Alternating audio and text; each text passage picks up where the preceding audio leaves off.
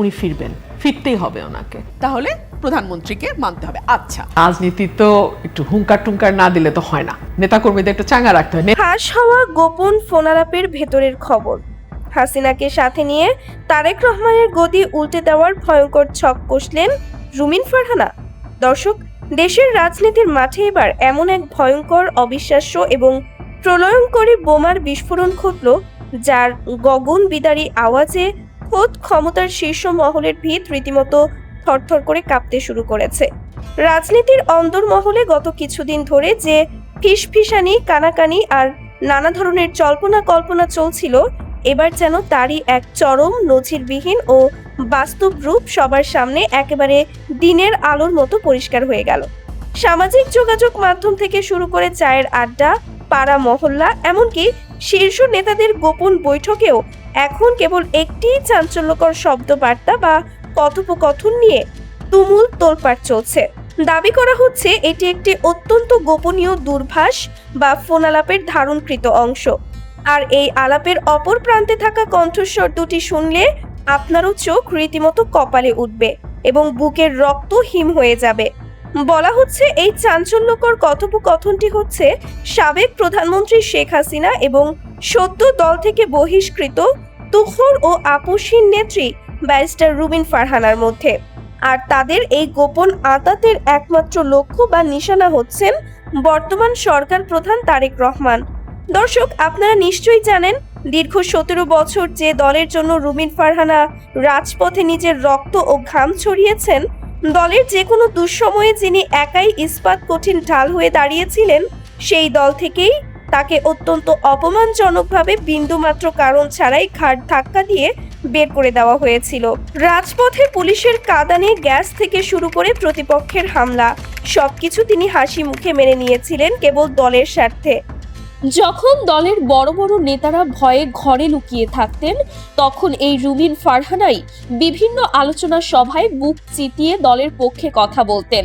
কিন্তু সেই আত্মত্যাগের প্রতিদান তাকে দেওয়া হলো চরম অপমানের মাধ্যমে। সেই চরম বঞ্চনা আর অপমানের আগুন যে তার বুকে এখনো ঠিক ঠিক করে চলছে, তা আর কারো অজানা নয়। অনেকেই তখন ধারণা করেছিলেন অপমানের চূড়ান্ত বদলা নিতে রুমিনের মতো বাঘিনী হয়তো চরম কোনো পথই বেছে নেবেন।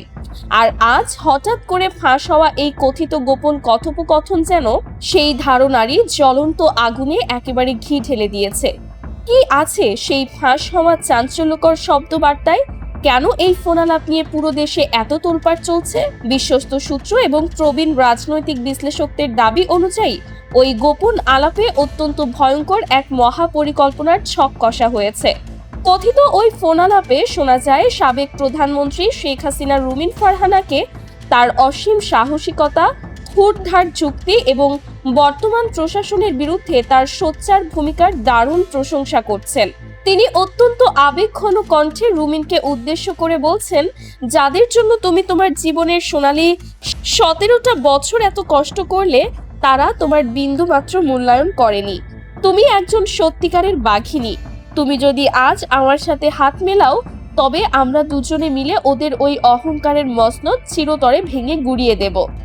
বর্তমান সরকারের গদি চিরতরে উল্টে দিতে এবং তারেক রহমানের চূড়ান্ত পতন নিশ্চিত করতে তারা এক বিশাল রাজনৈতিক জোট বা ছক নিয়ে আলোচনা করছেন বলে ওই কথোপকথনে দাবি করা হচ্ছে।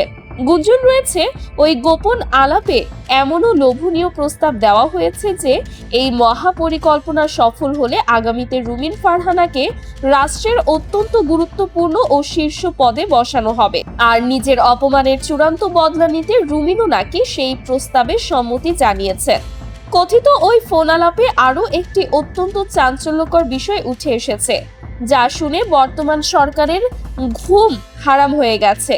সেখানে শোনা যায় কিভাবে আন্তর্জাতিক মানবাধিকার সংস্থাগুলোকে কাজে লাগিয়ে বর্তমান প্রশাসনের ওপর চরম বৈশ্বিক চাপ সৃষ্টি করা যায়। তা নিয়ে রুমিন ফারহানা বিশদ আইনি পরামর্শ দিচ্ছেন। যেহেতু তিনি সর্বোচ্চ আদালতের একজন দাপুটে আইনজীবী এবং আন্তর্জাতিক অঙ্গনে তার ব্যাপক যোগাযোগ রয়েছে, তাই বর্তমান সরকারের আইনি দুর্বলতাগুলো ঠিক কোথায় তা তার চেয়ে ভালো আর কেউ জানে না। এই মহা সুযোগটাই কাজে লাগাতে চাইছে সাবেক প্রশাসন। তারা চাইছে রুমিনের ক্ষুরধার আইনি মেধাকে হাতিয়ার হিসেবে ব্যবহার করে বিশ্ব দরবারে বর্তমান সরকারকে চরম বেকায়দায় ফেলতে। রাজনীতিতে একটি পুরনো প্রবাদ আছে, শত্রুর শত্রু আমার বন্ধু। দীর্ঘ 17 বছর ধরে যে শেখ হাসিনাকে রুমিন ফারহানা সবচেয়ে কড়া ভাষায় আক্রমণ করেছেন, আজ কেবল মাত্র তারেক রহমানের ওপর প্রতিশোধ নেওয়ার অদম্য স্পৃহা থেকেই কি তিনি সেই পুরনো শত্রুর হাতেই হাত মেলালেন?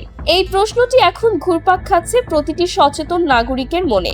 অনেকেই বলছেন রাজনীতিতে কোনো কিছুই অসম্ভব নয়।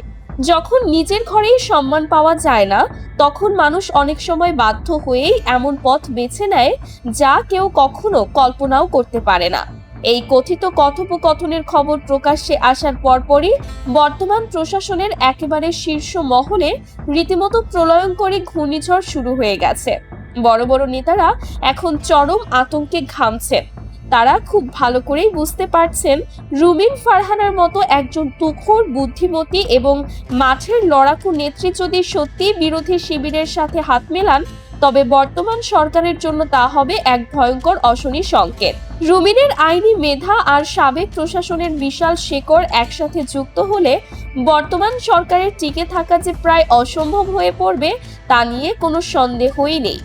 সরকারের শীর্ষ পর্যায় থেকে ইতোমধ্যেই এই শব্দবার্তার সত্যতা যাচাই করার জন্য গোয়েন্দা সংস্থাগুলোকে সর্বোচ্চ নির্দেশ দেওয়া হয়েছে বলে জানা গেছে। দলের ভেতরেও এখন চরম অস্থিরতা বিরাজ করছে, কারণ তৃণমূলের অনেক কর্মী এখনো রুমিন ফারহানাকে ভালোবাসেন এবং তার প্রতি হওয়া এই অবিচার মেনে নিতে পারেনি। তবে দর্শক, রাজনীতির এই চরম উত্তেজনার মাঝে সুশীল সমাজ এবং প্রযুক্তি বিশেষজ্ঞরা একটি বড় প্রশ্ন তুলছেন। এই শব্দবার্তা কি সত্যিই আসল, নাকি এটি কৃত্রিম বুদ্ধিমত্তা বা আধুনিক প্রযুক্তি ব্যবহার করে তৈরি করা কোনো গভীর ষড়যন্ত্রের অংশ?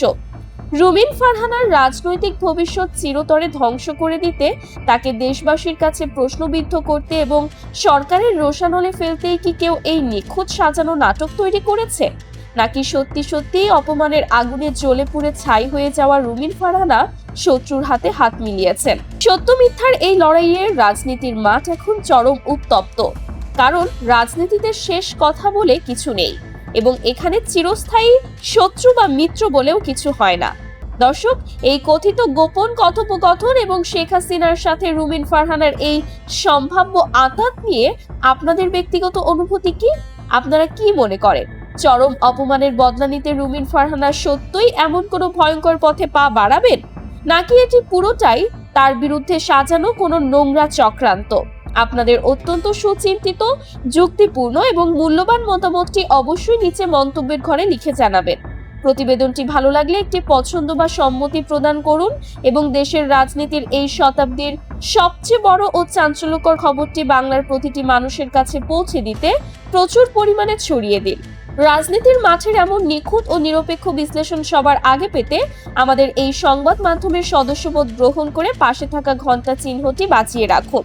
সম্পূর্ণ সময় জুড়ে অত্যন্ত মনোযোগ দিয়ে আমাদের সাথে থাকার জন্য আপনাদের সবাইকে অসংখ্য ধন্যবাদ।